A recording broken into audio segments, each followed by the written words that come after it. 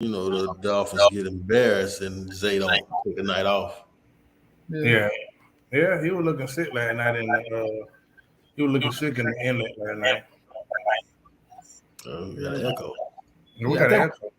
He got attacked by eagle. Mm-hmm. Guns are ready. Mr. Candy Liquor of the Year. And other knows Jordan Travis is not a leading offensive player in Florida State history.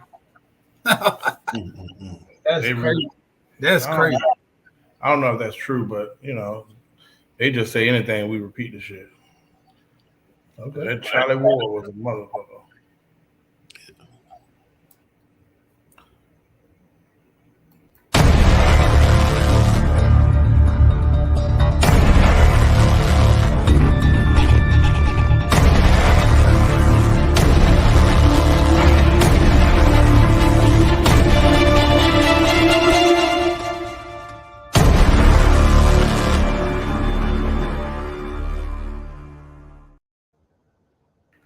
Hey, it's Monday night, and I'm here. So apparently you're here to join me tonight. Hey, it's another Monday night. I'm just getting in, but I made it here to serve as the host of the Kings of Monday Night. It's Monday Night Raw. The show is the Black Super Friends podcast. It's legendary. And let's get into it real fast. Introduce you to a man that's on sitting on pins and needles right now because his team is playing currently. So I'm going to make sure it's a fast game so a man can get back to his possible misery. Chris the Punisher. Yes. Thank you guys for coming tonight, man. 49ers playing. I would like to watch it, but you guys are way more important. I'll catch the rest of the game when we're done. I appreciate that. Even though I suspect you got a screen ready in your your view. No way. All right. Hey, listen. Next, I'm going to my main man, Super Mario Sr., who is wearing the attire of the college team that is Kings of Florida, Florida State Seminoles. Hey, what's up, Mario? Hey, man, this kind of, you know what I'm saying, cruising and grooving, man. Florida State all the way, man. Number 4. All right. Well, listen, I was gonna choose Gumbo, but then Zay called in a sick day at 8:52. But I want nothing less. But we're gonna pick one to speak on. Anyone you choose, and this is the thing. This week, you had a few things that happened. You got Papoose announcing that he's divorcing Remy Ma. You had Dion. Well, that's a story I want to tell y'all. Dion in Colorado Buffalo had a bye, but I'm gonna ask y'all he just every day is a mainstream story, and this one's like, hey, if a guy's not on time for something, he has to clean out his locker. And I wanted to ask y'all almost like a marriage. I think certain things as a coach and as a player, there should be some kind of pact of decency, certain stuff that shouldn't be. Everything can't be commercialized, but that's a whole nother conversation. Next, Tyrese's ex-wife says that she regrets getting divorced because she listened to her friends telling her to get divorced. Okay, what else is up there? That boy Blueface, who I wish he didn't have a kid. He had a story up where he said that his mother was a whore. And any woman that has more than one was it dad or baby dad is a whore, and it's it's a lot to go on in that, man. It's just a week full of filth. We still have conflict in the Middle East. Prayers to all those that are innocent lives being lost in that battle over in the Middle East, which is just beginning. But Chris Punisher, out of all of that gumbo, all of that foolishness, what intrigues you the most? Well, I don't take advice from children. So the Blueface situation, I don't listen to the young men. So whatever, that's his life. But I think the Dion story is pretty interesting, man. It's funny how the tables turned because this is the same. He probably had those same rules at Jackson State when he was winning. Probably had those same rules when the first 4 games. I mean, the first 3 games of this Colorado season. And now all of a sudden we're saying that those same rules, because it caused some losses, is archaic now, and they need to be changed. And I don't know about that. I think that what's happening with college football is we're making 18, 19, 20-year-olds superstars. We're paying them more than they would make in the NFL, and I ain't got no problem with that. But we have to. There's a result that's going to come from that. There's an ego. There's a sense of entitlement that's going to come from that. So it's hard it's probably going to be hard to tell kids that's paid for the most part to be professional. So I support Deion. I support his rules. I support how he runs his ship. I think that before we criticize the way he runs his ship, we should encourage those kids to follow the leader and see what results comes out of that. That's what we need to teach kids: follow male leadership. I got a question on Chris, because I understand, because we come from that coaching system. You actually want to make young men accountable, teach them about responsibilities. But a couple things. Deion said he would never coach pro because, well-paid men, it's hard to get them to actually, listen, and trying to control them and whatnot would make coaching hard, and he wouldn't stand for it. He'd probably cut some players, right? Mm-hmm. But if you do look at the atmosphere in Colorado right now, it is almost like Fab Five. Like the last game, they had a jeweler passing out chains. It was, it's star-studded, right? So they are feeling like celebrities and whatnot. But the thing that I have an issue with is some of the stuff as far as a coach, it's almost like attorney-client privilege. Like certain stuff, I'm looking for my coach. Like, bro, I might not respond to you every time I turn around. You on ESPN on the show, sharing stuff that I don't know. I just ask that some of that stuff, like everything, don't need to be said. It's almost like the locker room does have its own, almost like a barbershop privacy type scenario. So when McClain didn't, wasn't playing, he said, hey, he has to work on some few things or whatnot. But it's continuously always something, and you do want your players to trust you, and you don't want it to make it seem like this is a big show. So that's why I'm just a little bit conflicted at. I mean, I think you got a point. We want to keep things in house. You know what I'm saying? And if the players think that you're gonna blast them in the media, it may have a negative effect. But this is Deion. Deion is a personable guy, open book. He tells it how it is. So I would think that you would think some of that would come out during the season. And then on top of that, you got to think Deion was a flashy player. Deion was at draft day with 1 million chains on. Yeah. But Deion was also able to be the best cornerback at FSU, maybe college football ever had. So he has had expectations. Mario, what's your thoughts on it? I think that most times as people, we do the same thing that happens every day. I just heard Michael Irvin say something against the Cowboys, or Michael Parsons just said, why is Dak graded harder than any other quarterback? The same reason why he's paid more. The same reason why he has more endorsements. The same reason, because you were the star. Playing for Deion is going to get you a whole bunch of recognition. Nobody gave a damn about Colorado. All these players right now who getting all these NIL deals and all this stuff, it's because of Deion. Let's not fool ourselves. All of this attention is because of Deion doing it his way. So if you don't want to do that way, go play for Nick Saban. Nick Saban don't talk about the locker room. Jimbo Fisher don't talk about the locker room. But if you come to Colorado, this is what he does. That's why you're going to have all this money, all this fame, all this stuff being a sorry record. They're going to have a losing record this year, and they're going to have, as a cumulative, they're going to have more money spread out of NIL deals than any other team. So that's the Deion effect.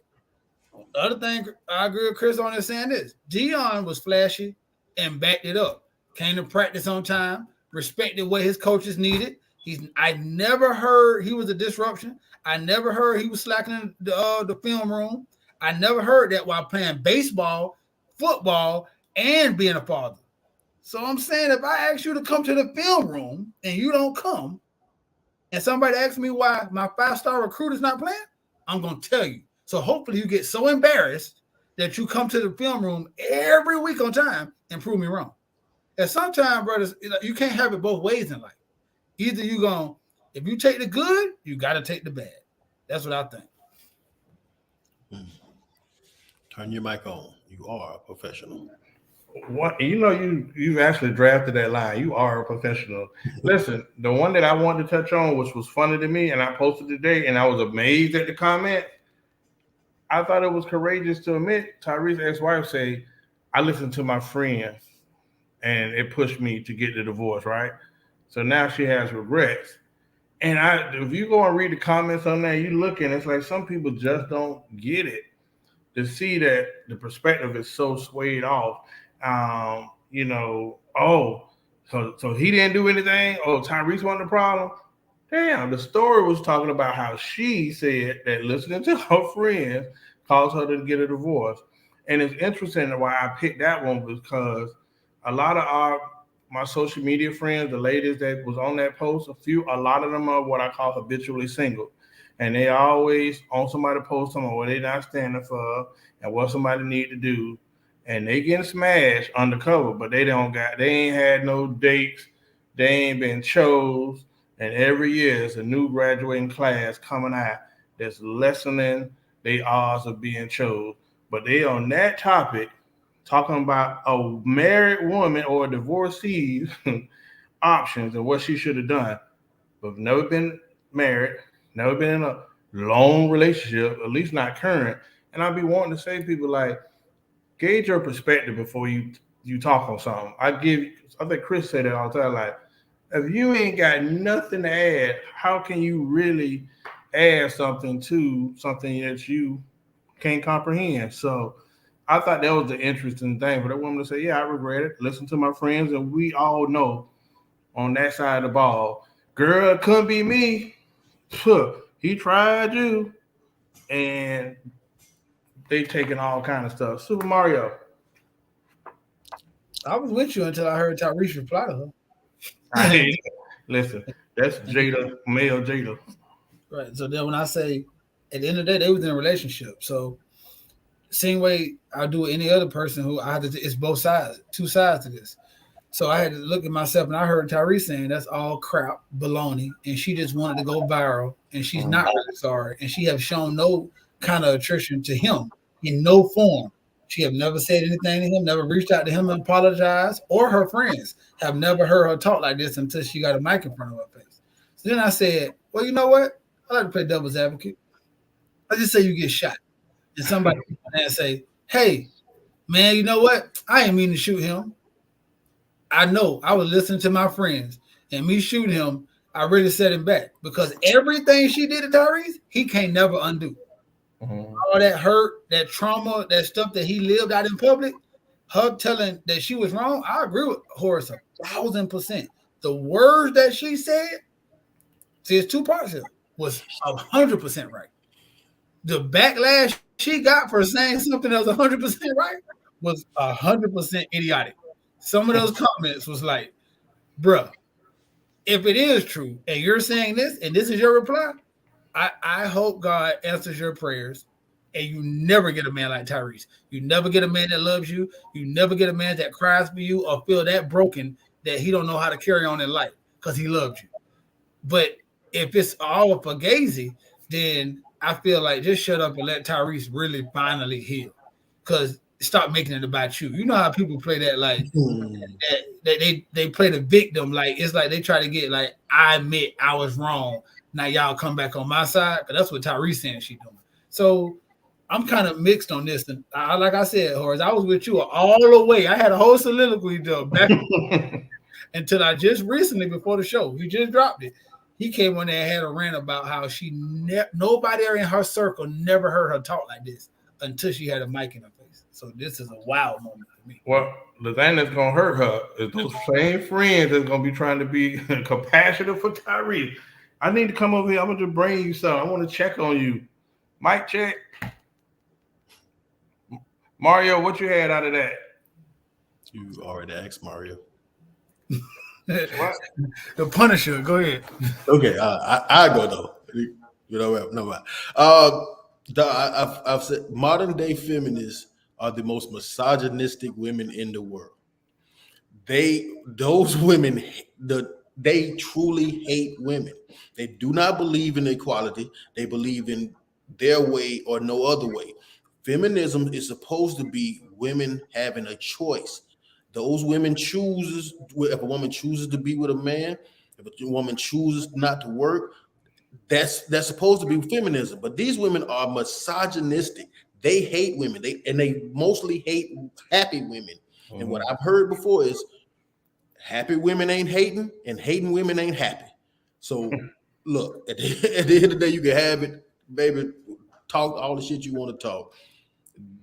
I like the Mario. I am very, I don't know what to think about this one, because I personally, if I was one of her friends, I'd probably told her to leave Tyrese too. He's a bit emotional to me, but at the same time, if she's telling the truth, man, we should really spotlight a woman being accountable. Like that's something that we should really spotlight, even if she's lying.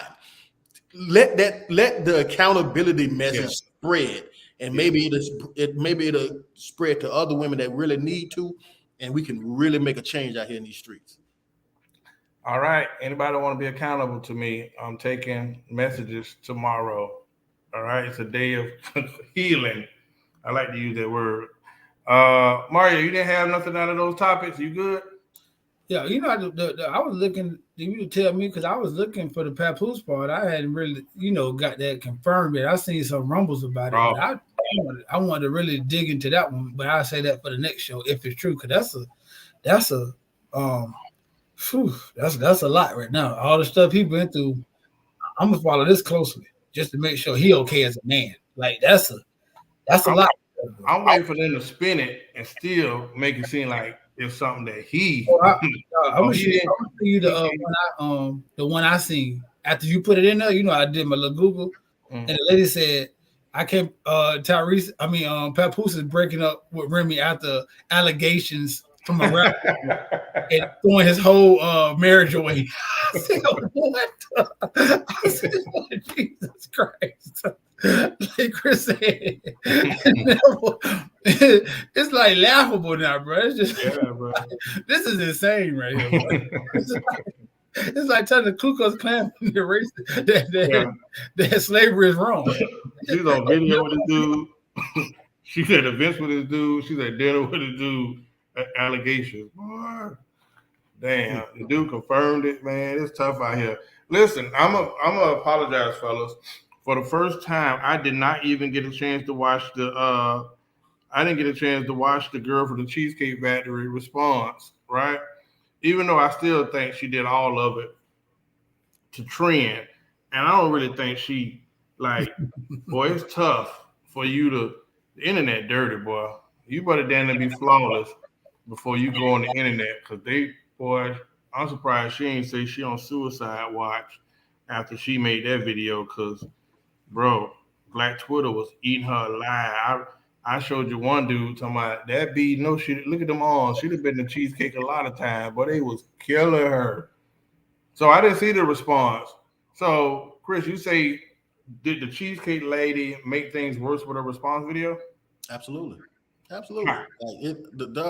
There's zero accountability in that video. I've seen a video with her and an interview with the dude that was actually on the date with her. I've seen her in a regular video in her car doing her response without, just her talking to the mic, and it was no accountability in there, man. This woman, and then she's saying she's doing it to empower women. What women are you trying to empower? There's a lot of women that likes this Cheesecake Factory.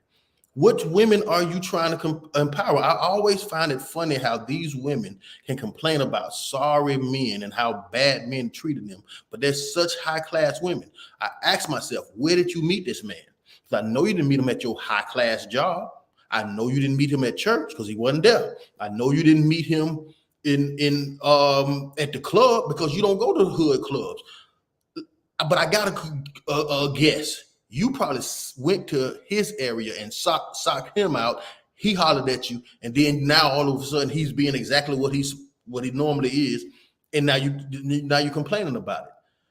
Like, dog. And then I think this lady is lying, man, because if you look at her response, look at her roof. That woman got a hard top up there. That man had a double sunroof in his ride. You talking about you all high class, but he got a double sunroof. You sitting up there with a hard top. You ain't got it like that, man. Why? You had a perfect chance to get up there and apologize to that man. Be accountable and say, ladies, if men treat you like this is you should treat these men with respect. You should be considerate to these men. These are the men that you need to go after. You could have sent if you really wanted to help women, you could have sent a clear message that if a man treats you like this, these are the men that you're supposed to respond positively to. But you sent a message of nice guys finish last. And that's not helping no women. And what women are you trying to help? Because do you believe that every single woman walking the earth deserves a 5-star dinner on the first date? No, you believe you and your friends deserve that. That is not feminism. That is selective feminism. That is discriminatory feminism. You don't want that for every woman. You don't honestly believe that every single woman deserves a 5-star restaurant dinner on the first date. You believe that you do. You ain't for all women. You just for your goddamn self. Ricky, I knew it was coming. Hey, listen, I didn't watch the thing, but I hate this word, I do, the narcissist, but man, we in an era, boy, that people do anything for attention. It's money is the root of all evil, but I think it's attention. But I just thought it was so disrespectful to go live on this video, do unsuspecting, who says he wanted to be embarrassed or part of what you had going on. He left out the fact that he was actually going to take you to a nice place, but y'all lost the reservation because you were late. And from me being, my Jedi senses say that you went out with him with the intention of, I'm just going to go out, run buddy up on an expensive date, let him do all this stuff to me, and you had no intentions of really even liking him at all.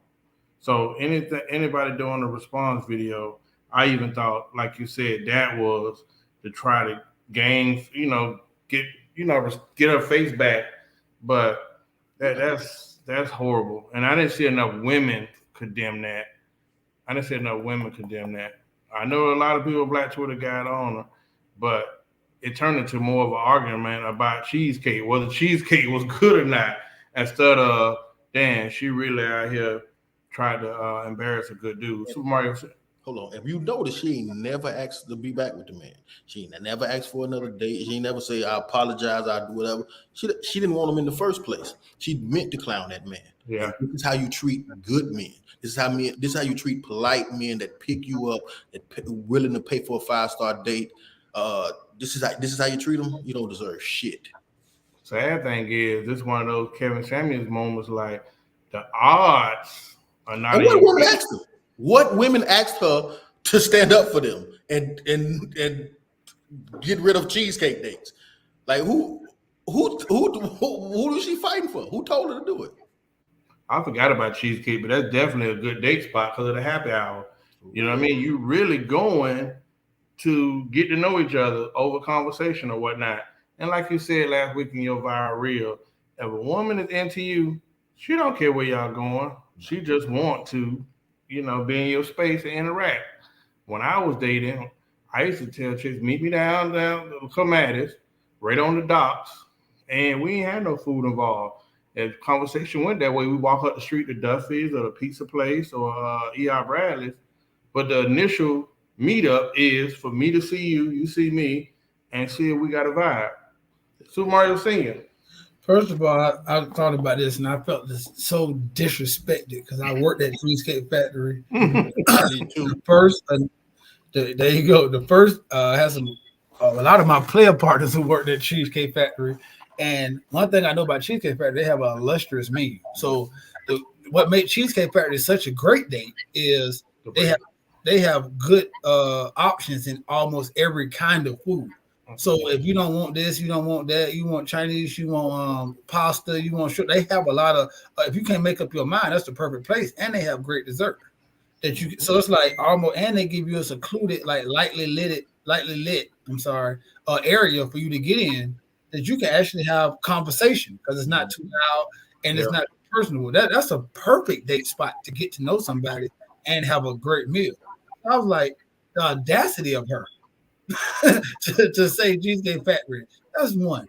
Two, I agree with Chris wholeheartedly. This was all a ploy to embarrass this man. Mm-hmm. To make him stand. I think she looked and picked the weakest specimen that she thought she had in her phone. The most non-threatening, non-confrontational guy that she had in her phone. And her whole plan was to demasculate this man and show how a woman should be treated. I believe she was going to be late, make him pull out a chair, like show all these. He's going to open the door for me. We went here. She was going to order a high-priced meal at whatever restaurant and say, this is how a woman, anything less, she shouldn't take. The sad thing about it is, I don't think she averaged a cheesecake date. So it's like almost you trying to show out. But right now, you're going to go back to Applebee's and Chili's like you normally frequent. You know what I'm saying? Because I seen your picture as how you look when you were responding to that video. And it's a big fall off. So I look at all this and I say to yourself, I say, women, when are y'all going to start holding people like this accountable? Because so many of y'all say y'all are not like that. Which, hey, I can't disagree or agree. All I'm saying is when we see Derek Jackson, when we see Chapstick Charlie, when we see all these guys come up and have all this propaganda and get a mic in their face, you see a real guy saying they don't represent us. Those are those guys. We are these guys. I don't see the separation. I believe as a woman, you can get up and say, piss on all men and make them eat shit, and who cares about it? And women who don't feel that way at all will say, go ahead, sis. Every woman's different. And that's the saddest part about this thing is the accountability. So the last thing I got to say is when you look at that video, bro, the way she was talking was like, I think something might be wrong with sis. Like, I don't think she got them all together. She was like, let me just, the way she was processing and moving and all that kind of stuff like this. I agree with Chris. I don't think no woman in the God's green earth asked you to be the person that represents them or take up their injustice. Sis, I think you just need to look out for yourself at this point in your life and get the best you can and just survive. Not to mention, shout out to Corey Bell, man. My homeboy proposed to his wife at Cheesecake Factory, and they still going strong to this day. So, Terrell, I want to give you this credit from my boy Terrell Taylor. My first day out of town, I took Jaleesa, my wife now, to Cheesecake Factory. I'm going to get a shout out to Colette, too, Chris's baby mama. She decorated the hotel. Terrell came in Cheesecake Factory because he was the manager. Gave us this booth, this whole cheesecake, anything she wanted on the menu, bro. This was the nicest thing I have ever done for somebody, bro. But for them two people, dog, I think that's what put me above all the rest of the people in this her life from Cheesecake Factory. But Cheesecake Factory.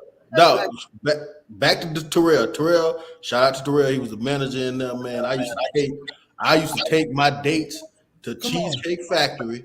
He covered the bill. All I had to do was send a major tip, and we good money, boy. I ain't gonna lie to you.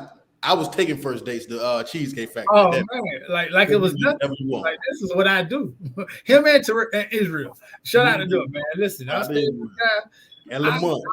I was the man. Listen, I didn't even know Terrell, and me and Mario went to BJ's one night. Me, Mario, Tyler, y'all boys straight. I'll shout out Terrell. That's why it's a couple people in life, bro. That's why I always say I know this is off the subject, but bro. I'm forever indebted. That's why my homeboys are my homeboys through and through. Yeah. But I would say, like I said, I never had to go through all that. First dates used to be genuine, and I tell anybody if they're not, then keep kicking. Like if a chick wants to get to know you, there's some honest chicks left that's gonna be like, whatever. Like I don't do the Starbucks thing, but like I say, I'll say, hey, meet me downtown on the waterfront. You know what I mean? It could be the most simplest thing. Y'all just want to get together, see each other, have some conversation, and then let it flow from there. But if somebody, like I've seen and observed, oh, where you trying to take me, da da da da, that's somebody just having fun with you. They don't really respect you at all. When they telling you that you got to do all of this, and the crazy thing in this era, you do it, and you're gonna get at the end of the night, it's gonna pay off. So, I think that go back to what Chris said last show. yeah, Like a woman will make all them rules for you. She ain't into you at the first beginning. Because I done had women who I think I'm pretty sure in a prestigious point in their life. We go to like a bar, like Tootie said, like a little ER Bradley or something like that, and kick it. And then they don't give a damn about what, because they actually want to be there. Like all that stuff, brothers, come on. And that's the thing, dog. They all have rules. That there's nothing. I'm not talking bad about women because they all have rules. That's how they wean out guys that they don't want, and there's nothing wrong with that. But if she started to break some of those rules, that's when you know that she actually putting you in a whole nother category than the dudes that she normally meet. And that's all. I'd had women sleep. Oh shit, what's going on? I done had women sleep on an air mattress with me when I first moved in my apartment. I'm gonna have to echo like a nut. Let me cut this down. that's why you got. Yeah, I think it goes back. I tell people like young men, you trying to get to know a woman, your first date to me, don't go to no movies where y'all just gonna be sitting there for the longest and whatnot. Like go somewhere where you can actually have some interactive conversation. You hopefully your phone before y'all meet up they've been good. She just want to come out and see you, you know, and they want to do something fun. You know, you ain't got to top golf or you know, take her to a cigar bar, so, you know, that y'all can have a drink, sit off in the cut somewhere on the ocean front, but just something that she could say, hey, that was different. You know what I mean? Or I had fun. But if you take a chick this Okeechobee Steakhouse and you spend 200, you looking for something, and she probably tired and got the itis, and now you mad as hell. So yeah, man, we got to get back to giving dating advice for the brothers out here, man. All right, Chris, I got one more for you. What's that? And it kind of lines up with what we were saying earlier with Blueface, you know, for that brother to make that comment. I remember Tupac said in '93 that if we not careful, we'll have a race of babies that will hate the ladies. And it's interesting because this week you had a couple different stories. You had Blueface make those comments about his mom. I was arguing with somebody this week about, like, as a father, like, hey, the father's important. And, you know, we do know some people don't recognize that. And then you see Michael Irvin, Hall of Famer, NFL player, say, he almost saying, like, what I go wrong? Like, my son is rapping lyrics, video, smoking weed at my 20,000 square foot home. And he's like, you didn't do none of that. You went to the best schools, private schools, and you trying to portray something you're not. And I damn sure can relate to that. But your question was, as a single non-custodial parent, how accountable should you be for the outcome of your child? And I'm starting off this as devil's advocate because you got a lot of brothers that already do need to grow as far as being a father. They still not sound in themselves. But to be fair, fathers have their challenges because you might have a chick that's mad with the daddy that moved the kids away. You know what I mean? Now it's another variable that he has to face, and you know, with their relationship with their kids. So not to go off topic, I just want to, you know, explain that it's not a simple question. Like it does have a lot of avenues. Yeah, I think the question has a lot of depth to it. I'm going to stick with the Michael Irvin part of it, but I think that it's simple to me. You are as accountable as you want to be responsible for the successes. You are as accountable for his failures as you want to be responsible for successes. Like if I think if Michael Irvin's son wanted was in got drafted number one and went to the Hall of Fame, he would want responsibility for that. Now, if you want responsibility for a positive outcome, then you must take some accountability if you deem that to be a negative outcome. Now, but then again, we got to look at it. I think rap gets unfairly looked at because that is an art form. If that same kid would have shot Boys in the Hood, we would have thought that was art. We would have celebrated him. But that's all he's doing is showing his way of art, the hood, the negativity of the hood. Now, but if you rap about it, all of a sudden you're terrible.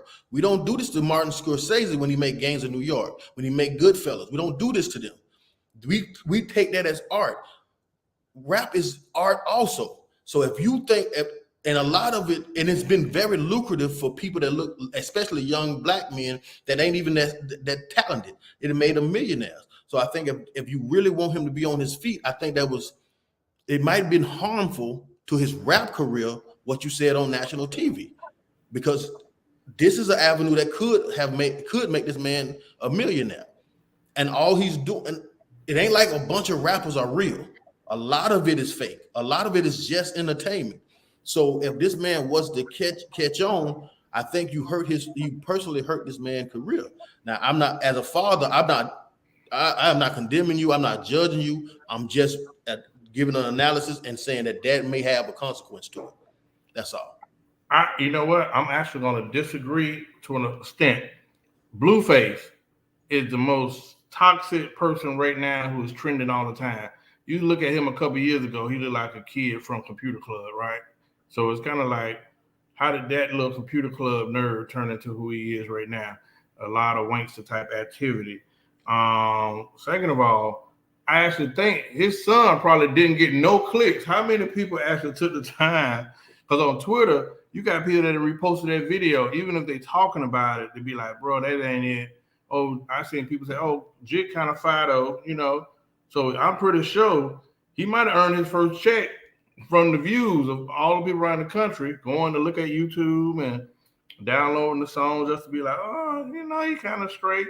So for some reason, if you trend at all, it's going to give you a little bit of change and whatnot. I say that, and I can't talk about new fathers. I'm talking about the era of fathers that we came up in. Bro, we had challenges, not having a father, but being committed to say, I'm going to be a father. I'm going to be the best father I can ever be, but then still have a variable. Because you at an age where you still growing up, you still trying to evolve into a man.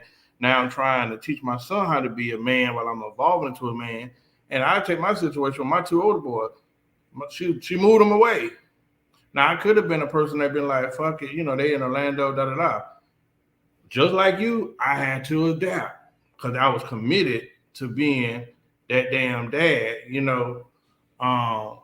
but everybody don't take that position, Everybody don't take that position. And at the end of the day, I don't have bad kids, but they didn't really take the routes that I chose for them. My daughter is doing decent, but my sons, they not in jail or nothing, but they didn't do what I wanted to do for them. But I did feel like I sacrificed and did what I could to the best of my abilities. But I think I just think you got to be intentional. Chris, I respected the hell out of you when you left. A lot of dudes don't have that kind of commitment to fatherhood. Bro, you got a son that's serving our country in the armed forces. You have another son that's recently about to become a father and stepped up to the plate, working, having a job, and taking care of it. So I don't hear nothing you saying, dog. Though you took this what I said. I said they not bad kids. They didn't go the journey. Everybody is father. You have envisioned your sacrifice. I'm a sacrifice for they can do this, this, and that. And they, in the end of the day, they have their own journeys. They pick what they want to do. Tyler said, "I want to do X, Y, Z." Cool. Now you have my, support. That's what you want. I'm gonna support you as a father. But every father has an idea of what their dream is for their kids. I ain't talking bad about them. Okay. Mario. Well, let me talk to somebody with 2 sons also, because I don't know what I'm talking about. I got a daughter. I 100,000% disagree. I fucking agree with Michael Irvin to the 1000%. I want to kill your rap career. I want to bury that bitch. I want to dig it up again and bury it again, because I disagree with what Chris said too about rap. Because that's the thing. See, I hope we got to be realistic about this. Being a rapper comes with a different side of life. He's not rapping like Lupe Fiasco. He's rapping like he's Kodak Black. So that's the difference. Michael Irvin said, my son grew up in a 20,000 square foot neighborhood, and he's talking about stuff he knew nothing about. As a father, I don't want my son to portray his life as a false, a capper, a liar. I don't want that to be the man I raised. That's one. Because we understand what he's doing. He's fictionally putting himself in harm's way, because the stuff he's talking about, somebody might believe it and want to make him prove it. If he was talking about, well, you know what? Hey, kick, push, butterfly. It's other rappers out here who are not rapping about choppers, because I want to look them up. Guns in their hand, money in it. So we can't like just rap. Nah, I don't want to, because you could be a dancer or you could be a stripper. Yeah, my daughter, I don't want her to be a stripper. I'd rather her be a ballet dancer. We could blur them lines. I don't want to blur the lines. Right now, this is one of my biggest fears for my sons, because I have a love-hate relationship with rap. I love music, but I hate the fact that rap has no age limit. I believe it's a long shot in life. And like Chris looked at and spoke on the great part of rap, it has made some of the people who had no future in their families have broken generational curses and sent them to levels of extreme wealth that they never could have foreseen. That's a small percentage of all the rappers I know who are throwing their life away, who are wasting. They're going to work every day. I was a manager in a warehouse. I seen people going to work every day, working 50 hours a week and throwing all that money into the studio for some shit I wouldn't play in my car for free. I've seen this. So I'm sorry. I've seen people who come when we had a studio in our house, come over there, bother Reek, who's a producer, and I'm sitting in the other room because I'm not a rapper. I'm just a connoisseur of music. Say this shit is trash. But he's dedicated to this trash. See, in football, you can want to be Michael Irvin. At some point, they're going to tell you, bro, you ain't got it. And you're going to have to go get another job. Rapping, singing, and the art, that's the love and the curse about it. Because you really technically never too old to make it. And long as you know that, it'll prolong a period in your life where you should let that shit go. The second thing is, when Michael Irvin is speaking, he's speaking from this. I hear what Tootie's saying, and I hear what you're saying. And I think it's a little bit different on that question because of this. I believe right now my daughter was raised outside of my house. So to some degree, I had to say, she's going to pick up some stuff I have no control over. I have no control over. My sons, I'm here every day. I'm pouring. I'm teaching. I'm sacrificing. They're growing up in a neighborhood where it's no litter on the ground. They're going to go to a private school or a great charter school. My son walks to the park and says, hey, my name is Theo. You want to play? My daughter grew up in Revere, even though she made it out. I'm saying it's a different world.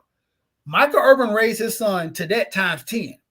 For you to be that and come all the way back where I fought to get out of, to portray this is not only a slap in the face, but it's mind-boggling because I did my best as a father to teach you and expose you, because they say exposure change lives, to put you around all this stuff for you to get dragged back down to what people are fighting to get out of. The Kodak Blacks don't want to be in Broward. The plazas don't want. He got his money and moved to the good part of Fort Myers. So it's like, bro, you're sinking down to a place where all of us are trying to get out of, and that shit hurtful as a man. Because I know I want my son to be 1,000 times better than me. I want them to never have to even call somebody a boss, to be entrepreneurs, to be whatever they want to be, to never have to ask for a day off, not to go and pay some other person to be rich to make beats for you to throw 5 of your best years of your life. Because I did that.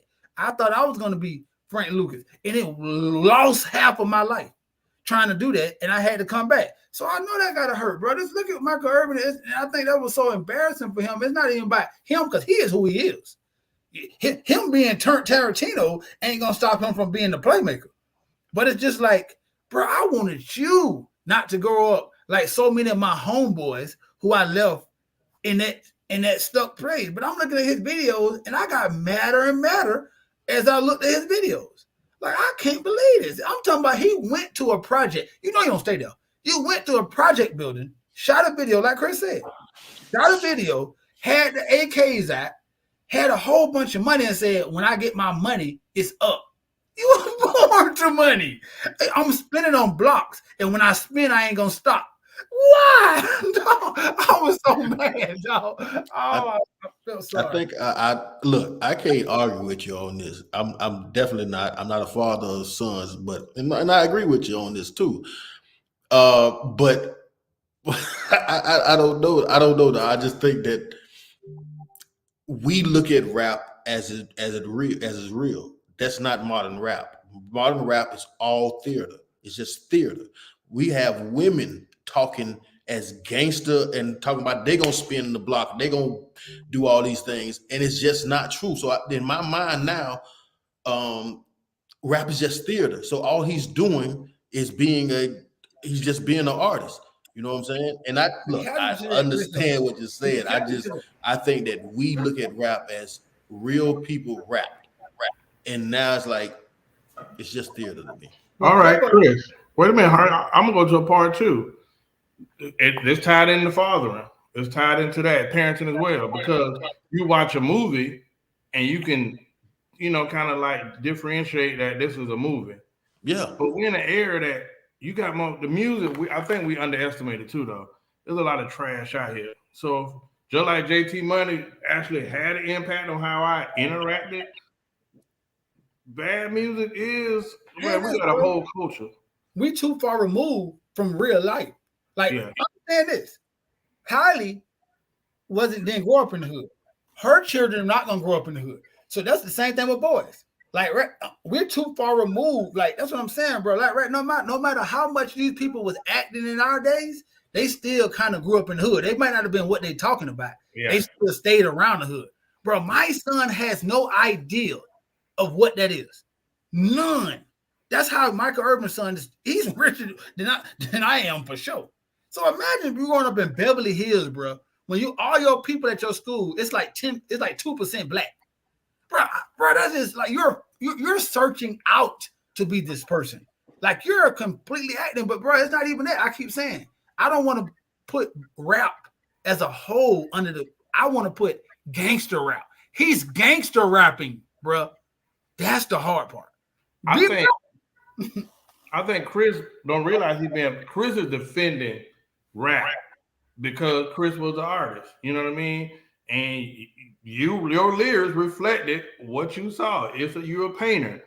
We're saying you're in an era that, yes, most time back then we would hear lyrics that you knew like, oh, that's lyrics.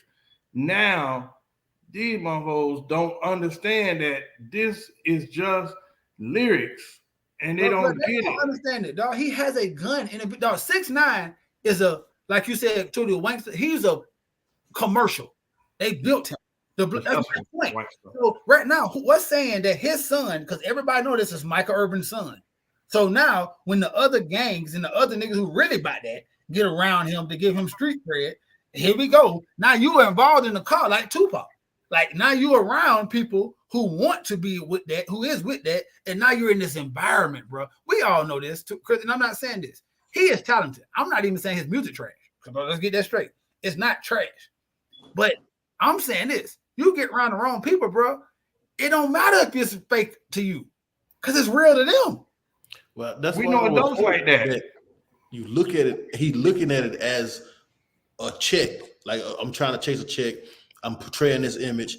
I'm never going to be without security. I'm never going to put myself in these positions. I'm going to go shoot these videos in this hood, but I'm always going to be heavy security. I'm always going to be cautious of what's going on because I have the money to move like that. I'm hoping that maybe this is just a money grab because yes, that type of rap sells nowadays.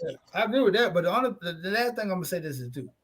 Now from a Michael Irvin point, which people might not understand, but this. Everything Michael Irvin stand for, his son is rapping against.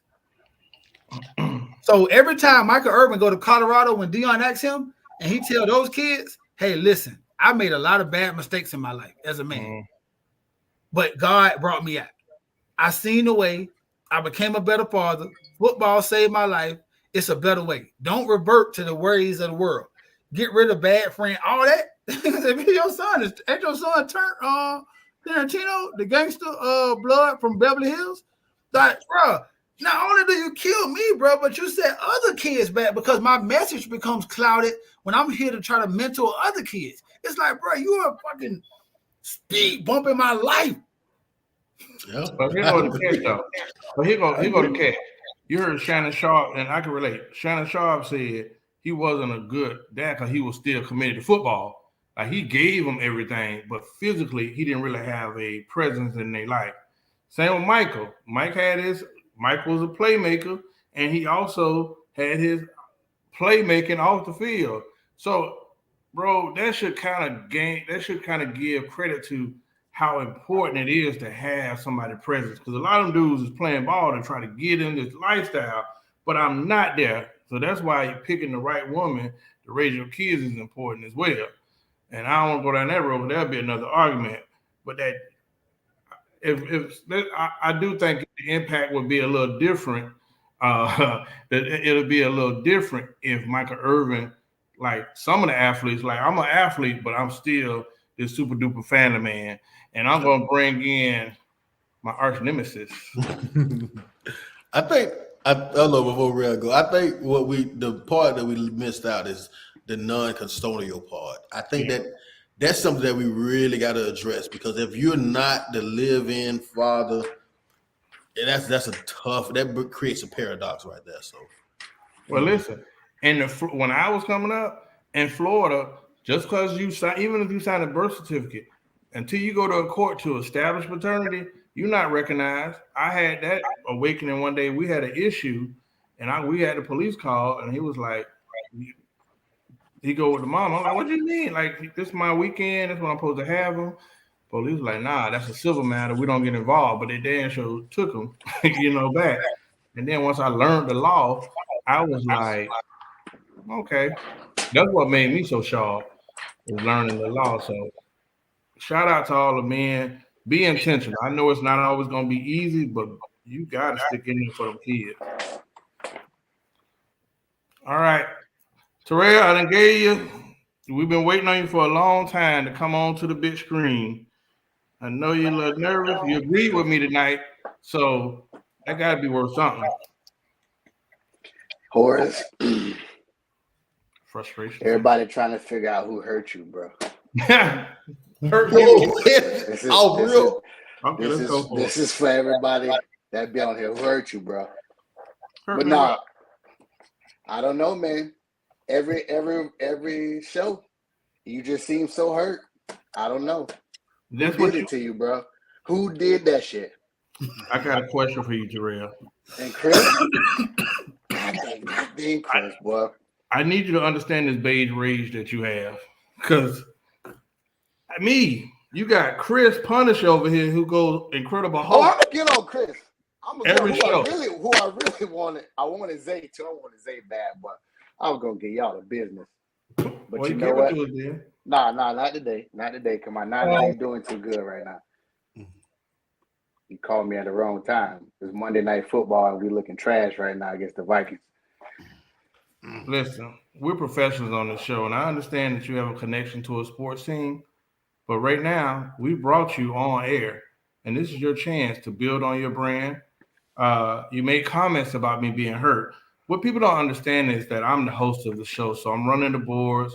I'm really thinking on the fly, but I do not believe that I have any hurt, and that's what probably hurts is the fact that no one can see through the bullshit on this show. I'm the guy. I am the good guy, but somehow I'll have somebody be like, "Girl, oh, y'all be talking crazy." That's why I just listen to Zay, and I be keeping my mouth shut. But I be like, "Boy, they love Mario the wise one." Well, you know, hates Chris no more. Nobody hates Chris no more. Maybe because he punished her. People used to hate Chris, and somehow it shifted. Don't laugh. We're not been hurt. I think I am the most honest, transparent person on this show, and that's what we call it. It doesn't get appreciated. It doesn't. I thought somebody took you nuts, bro. To be real. That's strike two. We got this beige rage. It's just ridiculous. Like, hey, maybe you need to go to the screen and get me and Chris out of this. Hey, we talked so highly about him on the beginning of the show. We was giving out. I didn't even know Terrell. He gave me a meal. Like, I don't know, man. You good? You know what? I enjoy the show. I like seeing all the different point of views. Sometimes y'all drive me crazy. I be like, I can't even comment sometimes because of the foolishness I be in. And that's from all of y'all sometimes. Thank you. You know, actually, Hardy usually be on point. It was one time Hardy had me so mad. I'm like, what is this man talking about? It was about Hardy, not hard. I let you know. I'm consistent. This is like the person of reason that we look to when all the shenanigans and the foolishness when Chris come with some crap. I gotta call Chris later because I got a whole list of everything I'm gonna hit Chris with later. And then Hardy do it to me, and I just be sitting over here like in my feelings, like I'm over here ovulating. Now if that sounds like very sexist, I apologize. It's a term I heard a lot of women use, but whatever. Yeah, but listen, I don't think you forgave me since we had a show where we talked about interracial dating and we talked about pro-blackness. And I ain't never seen a joker could text that fast, all caps on the screen. But my apologies, man. Right. Yeah, there's nothing to apologize about, you know, to each his own. What I can say is I definitely believe in humanity. So if you look at how many kids I got and you look at the ratio of it, all right, so I do have 4 daughters. Yeah, he's my personal Nick Cannon friend. Actually, I was probably Nick Cannon for Nick Cannon. We was around the same time. He just got way more money. So, but you know, look, I ain't got no beef with it. I'm pro-black. I tried to try something different. Hey,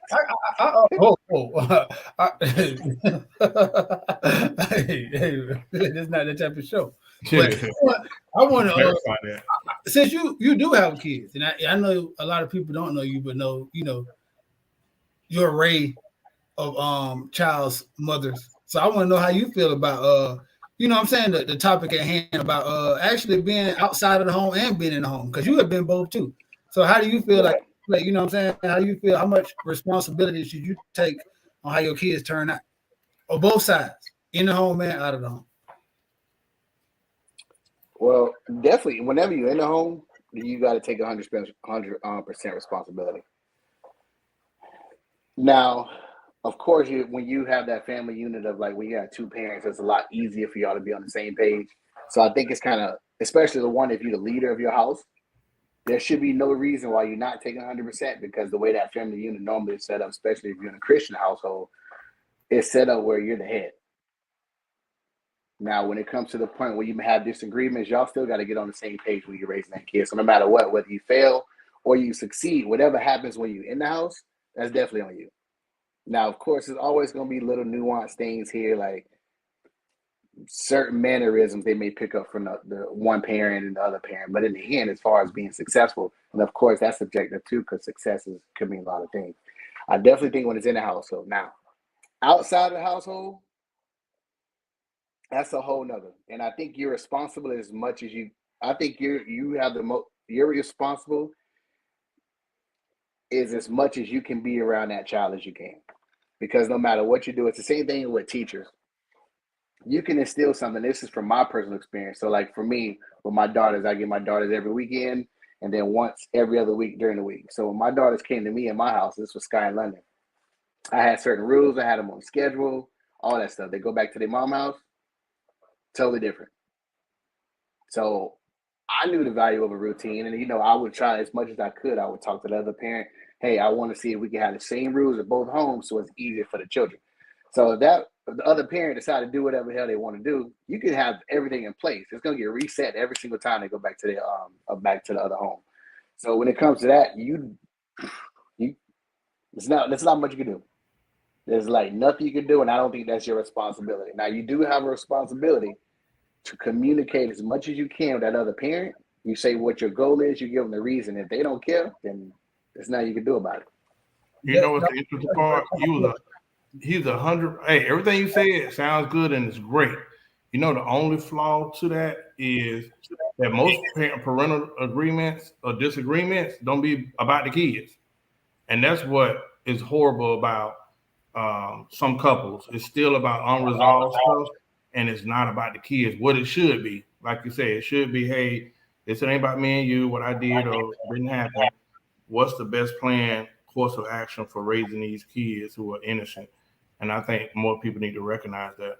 That was great. Well said, Terrell. I think that's why I wanted to, that was the difference, because me and Horace, he don't mind me, he probably cuts me out by this later, but I think I don't want to get the situation of you trying as a father outside the home and doing your best, because that's a different hurt. Like, I agree.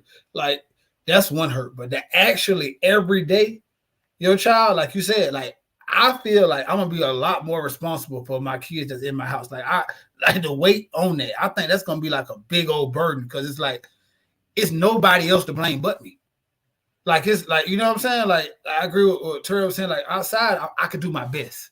Like, you know what I'm saying? I think all of us done been there, was like, we doing our best. And if the other person don't co-parent exactly, or y'all don't get on the same page, because they don't have to at that point, because y'all not a team. They can feel like they want to raise their child this way, and they can have their own right or wrong way of raising their child. And I think you just got to do the best you can. But if you're in the same house, bro, most of the time, like you said, in the Christian, I'm happy you brought that in, as a Christian in the Christian household, it's a hierarchy. And most of the time, y'all go as the father go. So in Michael Irvin's, going back to the topic, that's why I hurt so much, because I did choose a woman that's your mama. I did go play and sacrifice being with y'all in summers because I was trying to get money to put you outside of where I would as one of 17, standing in the hood. So I moved you far away. It's cheaper to buy a house in the hood. I could have bought a block, but I didn't. I went here to send you to private school, like he said, all your life, to get you away from this. So you wouldn't even have no attachment, because we all know the attachment. I love the hood still. I don't care how far I get from it. It just feels good sometimes when I'm home. I like greasy burgers, going to gas stations, going to places I shouldn't. Like, we went to damn liquor store, that's a club. No, I shouldn't be there. Way too much to lose to be there. I'm having the time of my life. It's about to be a fight at every corner. They tearing up the booth where they doing karaoke. And I'm just smiling like a chest-eyed cat, because it's in me. But my son would never know no part of that. That's going to be like, oh, my God, what is going on here? And I want him to be green as a lima bean, 2 times square as a pool table, because I know that I don't even want to have the allure to pull you back to say, this feels comfortable to me. And once you do all of that, and this joker goes and rents a gun, hires a photographer, grows dreads, jump up and down, and throw his hard-earned allowance away in the streets like he out here like Jeezy. Oh, it made me so mad for Mike. I said a prayer for him on the spot when I was watching them videos, because I understand the pain. It almost broke my heart, man. He the playmaker, Dallas Cowboy at that. Well, it's interesting that Chris, I was waiting for the Cowboy reference. I say he didn't kill his career. Tarantino is over with now. I don't think so. It's a wankster era right now. Y'all let 6ix9ine survive. He a rat. Y'all let Blueface, who was just the most horrible. Dog, you are pissed with Blueface today. Yeah, dog. No, you got beef with Blueface today. Bro, I got beef with all this wankster stuff, bro. Like, you can just The internet is that place where you can create whoever you want to be, put some money behind it, and people will forget. Bro, listen, I must admit, I do have some beef. Listen. Nah, this nigga trying to do the sleepy eye shit. He trying to do that sleepy eye shit, bro. You is not a fucking model, real. Stop trying to do that sleepy eye shit. Listen here, man. So the most trending thing, whether you want to follow or not, is on your timeline every day is Blueface and his baby mom, Chrisanne. If that ain't the most ridiculous, toxic, they put that stuff in rotation. You get what I'm saying? So yes, I have a problem with it. There's some great rappers with mess that don't sell. It is the Pink, the girl, the Buddha hole girl, and the Suki. We are in a trash era, and that do not disrespect Sexy Red in front of me, bro. She ain't even red, real. I don't care. You like gutter. I don't care. You know how long? So what you gotta remember, when you away from the hood and you suburban like me, when you have people like Sexy Red come out and make you remember those times, I tell you, cherish it, bro. I tell you, I love it. It's like Carlton Banks. It's a devilish magnet. It just pulls you, and you can't fight it. And that's why I break down every day, dog. Everything. That's why I hurt so much, because every single thing I do right now, bro, is to ensure my kids don't become a statistic, a drug dealer, a gangster, or any of that. Dog, just every single thing I do, everything, dog, to get 60 years old and hear little Mario call Big Mario the gangster from the third. You should know to check on me every day, because I'm losing it in my heart if that happens. Dog, I'm losing it, because that's just like, oh man. Trey, you got 4 daughters, right? So you telling me there's no impact when on the radio, my Buddha hole, I don't even know the song. You hear some of the most trashiest stuff on the radio, and that doesn't impact you or make you furious when you're trying to raise a decent Christian individual. And even if you shield your kids from it, it's some knucklehead kid at school who she might be 8 and she twerking and she influencing your child. Like, I'm just saying, bro, we have embraced filth, and nobody's saying like, okay, that's a little much. Who was keep you from 2 Live Crew? Who? Was somebody keep you from 2 Live Crew? Yeah, I didn't have no supervision.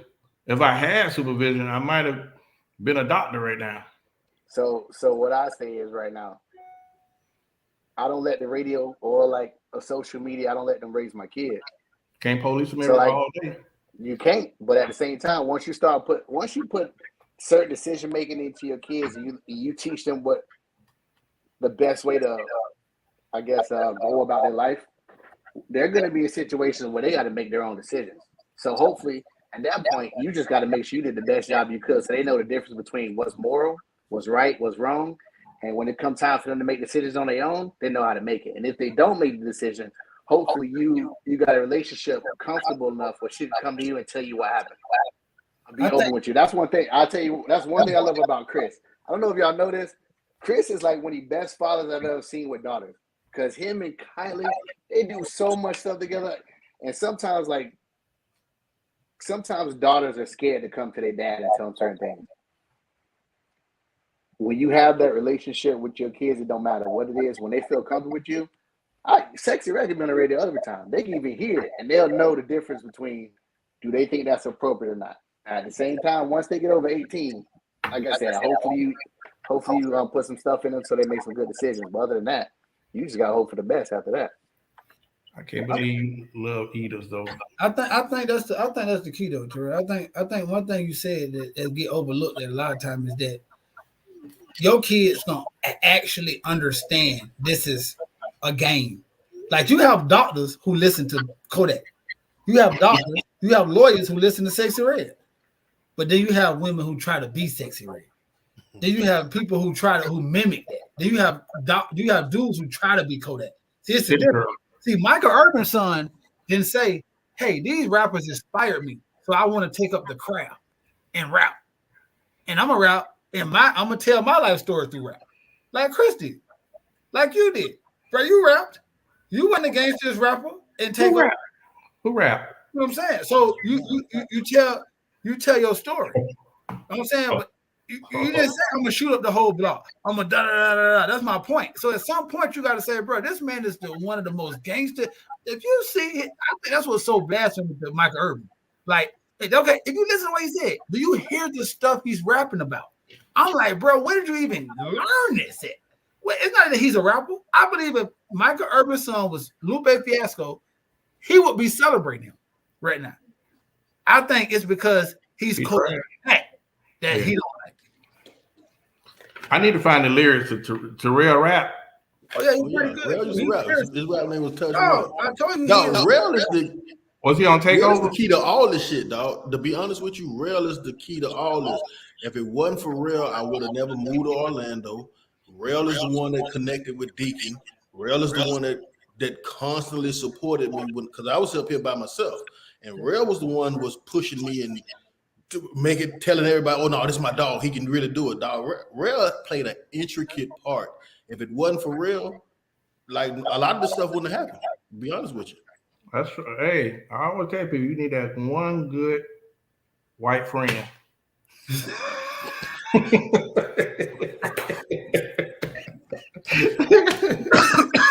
Right now, I'm gonna let that slide. Hey, Real is definitely the guy to bridge all gaps in Orlando. Yeah.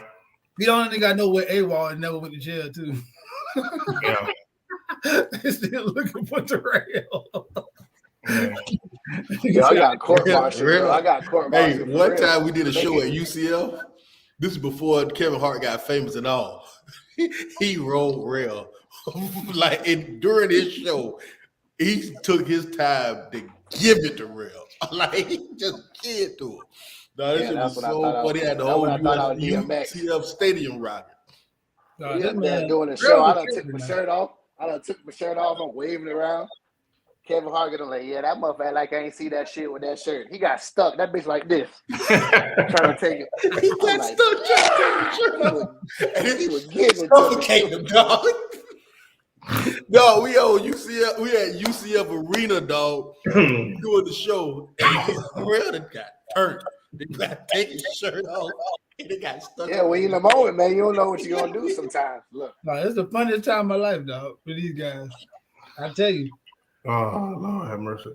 Hey, Ray, you've been on the show one time way back yonder. At least you didn't pull a Deke on us, because Deke is banned. I think his ban is expiring in 6 months. Deke didn't last 13 seconds coming on the show. We had just talked to Deke backstage, like, hey, Deke, it's the show. We trying to do a pilot here. We go to a Deke, what's up? Yeah, man, these hoes, my nigga died. Beep, beep, beep, beep, beep. I was like, God, he went up and was down in 30 seconds. That was him. That's him all the time. We're never gonna forget that moment in Black Super Friend history. But hey, you joined us tonight. We're gonna give you some closing comments of what you got for us, man. It can be something about the show. It could be a topic you want us to discuss. It might be something that you want to discuss. Come back on and discuss on the show. You might want to just give a shout out to all your kids. It's your time to say what you want to say, and nothing about me. Yeah, nothing to say. Damn. Nothing? Not at the moment. He took you caught me at the wrong time. I'm sitting here watching the game like, God, this man done fumbled. I'm sitting here about to lose it, but we scored, so we good. Chris Punisher, closing comment. Miami, you had one job. You had one job, Miami. All I needed you to do is put a dent in that Philadelphia armor. We both lost the other week, so I didn't have a problem with our loss. This is the only boogeyman to us. But with that loss, made us vulnerable, and I was expecting that hot team, that Miami Dolphins team that was going to go in there, and you had one job, Miami. You had one job. But Florida State will be at the championship this year. Florida State. I absolutely agree. Super Mario Senior. Man, I had a good weekend. I didn't have to watch no football except for Florida State. You know what I'm saying? I was like, man, don't let Florida State lose in my week off from the Dallas Cowboys. I'd have been hurt, man. But we look good, man. I hope they don't try to push us out of a bowl, because of who we play. That's why I was so happy that Miami Hurricanes pulled that out, because we need to keep beating so-called good teams to push us, to keep us at number 4. So hey, keep going, Florida State. Let's go. Yeah, man. The Miami Dolphins, I'm ashamed of y'all. I'm ashamed because the Eagles in my conference division, I needed them to lose today. I was hoping that y'all get into a shootout, but I think y'all just got shot. But then I had to remember the last 5 games y'all won, and I wasn't fooled that the last time y'all played a good team, y'all got spanked, and the time every other team y'all played was sorry. And that's where it goes back to my last comment for the night. I understand that I always tell people why do they call y'all America's team? And this is why. Last year, Dak Prescott led the league in interception. And every week we heard about it. You know who led the league in interception this year? Not you, Darrell. I know you know.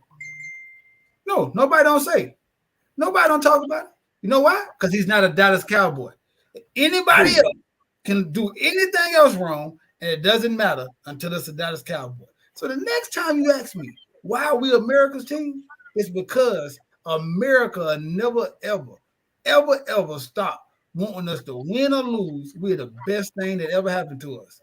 And God will continue to watch through our dome us play every Sunday, Monday, and Thursday. Listen, so think about this week. Some crazy things happen because God couldn't watch football this week because the team wasn't playing. Go ahead, too. I'm just saying, I think y'all won more games in the 90s than we did, especially maybe head-up matches, and we still are named the team of the 90s. Yeah, but see, I think there's one man. There's one man that has more championships than both of y'all teams, and he lives as the greatest. See, that's what I said on the show. I said the only team y'all beat that wasn't good. Buffalo, that's still, bro. They're good off hype. We don't know what Buffalo is. It's Buffalo right now. I like San Francisco and Cincinnati. To be fair, that's to be devil's advocate. Okay, Miami was down a bunch of linemen. I think they had like 3 linemen that was out. Here we go. They still don't have their best defensive guy because Jalen Ramsey ain't back. So when y'all beat us, Van got hurt. I didn't say that. Diggs wasn't there. I didn't say that. Our 2 linemen, the first time our line had played this whole year when we played the Cardinals, half of our line was gone. Bro, nobody want to hear that. That's true. I just played without 3 of y'all players. Bro, I don't want to hear that shit. Miami was 70 points. We the most explosive team. Tua throws the ball in 2.3 seconds. You should be able to beat the number 1 person who leads the league in interceptions, Jalen Hurts, and the stagnant Eagles. At least you should be able to put up more points than you did. 17 points. That's all I'm saying. Even if you didn't win, you should be able to put up more points than 17. But Miami all finesse though. When they get punched in the mouth, they don't know what to do. That's all. We know that. That's the same. That's the point. It was a bad matchup for them. It's just one of those things. But so that shows you that y'all a bad matchup for them. The Lions a bad match. Anybody coming from the NFC that's really a team is a bad matchup for them. I don't know about the Lions because what the Ravens just did to them. Oh well. 49ers Bengals. Hey, thank y'all for joining us for another show as we go backstage. It's always a pleasure to have y'all here. Hey, before you say that, let's say one thing. Make sure if you have people you love that you haven't talked to, you reach out to them. You don't care what you're doing. We got to realize how easy sometimes we take for granted where we are, what we have. And there's so many people around the world that don't have what we have or have life or have the liberties that we have. Life is fleeting, and sometimes we don't know when people's going to go. Just make sure we reach out to people we love and tell we love them. But go ahead. All right. Always have you someone to drop some emotional, positive, affirmative things at the end of your show. That's the way to go. Thank you for that, Terrell. Hey, we'll see y'all next week. We dropped Zay. They said we needed to bring some color to the show. So we went and got our light-skinned friend Shout out to Zay, man. I'm not light skinned, though. I'm brown. Shout out to Zay, man. We miss you, man. I know you grieving right now. Yeah. Hey, we want you back next week. Listen, our waffle colored friend joined the stage, and then just like Zay, this is why he don't take a break. He's here. Bro, the show is over. Don't worry about it. Bro, you need to get lights over there, though. I got real. He gonna brighten it up for us. You got some closing comments? No, man, it was a good week. I'm sorry I was missing a little car trouble, but my brother filled in for me. He was the shooter from the grassy knoll. He came in guns blazing. Yeah, we're gonna talk about that shit right now. Soon we go off. Yeah. Later, y'all.